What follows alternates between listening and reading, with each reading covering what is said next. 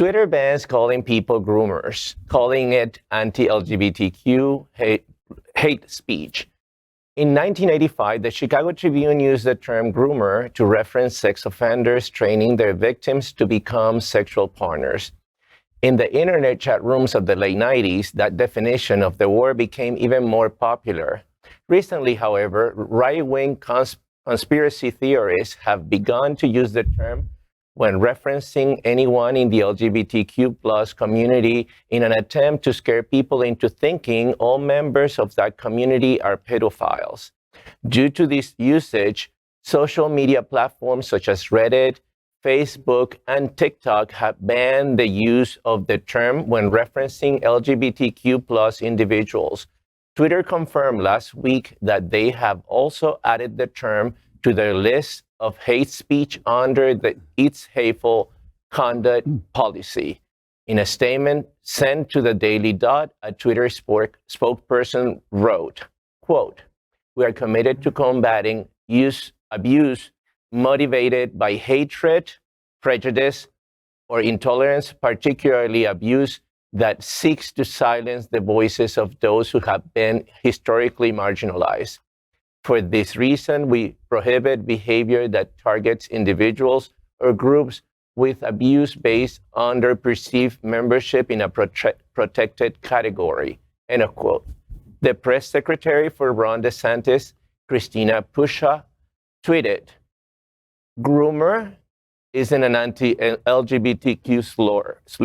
It's a description of an evil behavior that seeks adults of all sexual and gender identities engage in. Why do you conflate this behavior with LGBTQ plus?" End of quote. Pusha has recently used the term to describe members of the LGBTQ plus community who oppose the parental rights in education bill, commonly referred to as Don't Say Gay. Well, Pushaw, Miss Pushaw, I didn't realize blow-up dolls had opinions. And yes, Twitter, that might be hate speech. That is hate speech.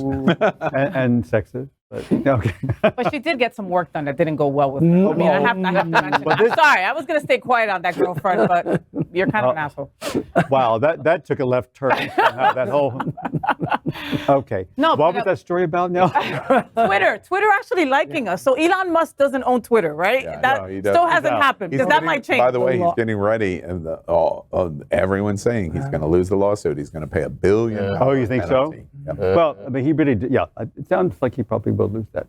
But yeah, I'm very pleased at this. There were some things I read that they were kind of iffy, like, well, why didn't they take this tweet down and they left that one up? But I think it's a very specific niche they're keeping it in because the word groomer has been, it's a word that's been around a long time. Mm-hmm. So and these Republicans are the ones who have just attached it to us. Yeah. We didn't do it. It wasn't until recently that we couldn't even say the word. It's mostly associated to heterosexual pedophiles. Yeah, like Matt Gaetz. That's right. Can we talk about him? What were those Twitters that he was putting up? I was looking everywhere for it. Okay, you can't say certain things, but you could be a nasty bully, nasty against women on Twitter. He put some things about, he put a larger woman up on, and he said, like, she's got no way that anyone's going to impregnate this woman. These are the women that are out there marching and protesting. I'm one of the women that's out there marching and protesting, by the way, Mr. Maddie. Yeah. And it's incredible that he's able to put things like that on Twitter. Right. Disgusting, vile things towards women. Misogynist, he's horrible. It's our world. DeSantis, I applaud Twitter. Anything that you do that is removing accounts, suspending accounts for hate speech against any marginalized community. I thought that their press release was very on point. They were very clear to say that we have a liberal interpretation for marginalized communities. That's an important standard. They're providing extra protection for marginalized communities. The last time I read, rich old white men are not a marginalized community. And so as a result, you don't get the same protection as marginalized communities do. Me complaining about how I'm responded to in social media is completely different than somebody that is a black trans female in social media. They're completely separate. and you're dumb and you don't even realize that, but specifically on Christina Pushaw, you really are despicable. You're just, there's nothing, you can't characterize it in any other way. You even ask your question about the definition of groomer as why would LGBT criticize it and imply that we're groomers because we've criticized it. That is called gaslighting.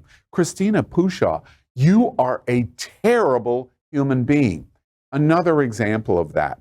You make the argument as the press secretary that even questioning the Don't Say Gay law makes you a groomer. Excuse me.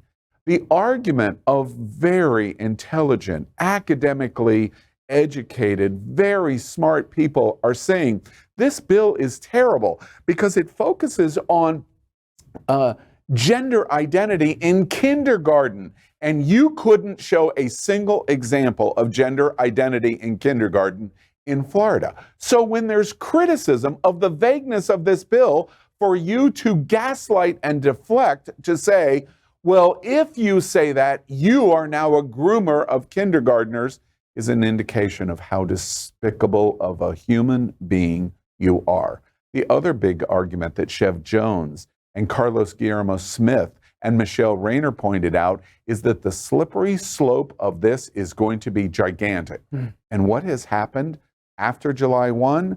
You can't have a picture of your wife, your same-sex wife, or your same-sex husband in Orange County schools. It seems to me that was the slippery slope that they were talking about. And instead of focusing on reasonable, political, academic argument, you focused on, oh, if you say that, you must be a groomer. You're despicable. And Twitter calls you out for how despicable you are. LGBTQ plus news is vital for our community and for the broader world as a whole. We have enough enemies at Fox News. Tucker, Sean, and Lara are loud.